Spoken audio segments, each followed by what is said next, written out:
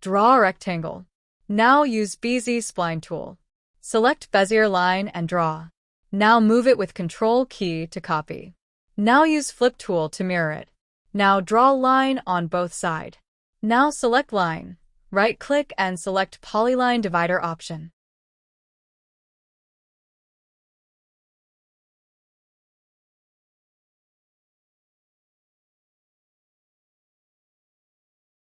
Now use Extrude tool. Select this option, click over first line, then second line, then third line, and last on fourth line.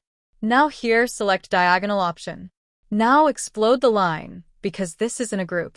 Now use JHS powerbar plugin to create tube along curve line.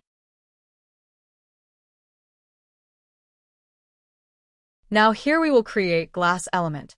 So we again use Extrude tool. Select this option. Click over first line, then second line, then third line, then fourth line. Now glass facade created. All plugin that I have used here is free. You can download plugin through the description.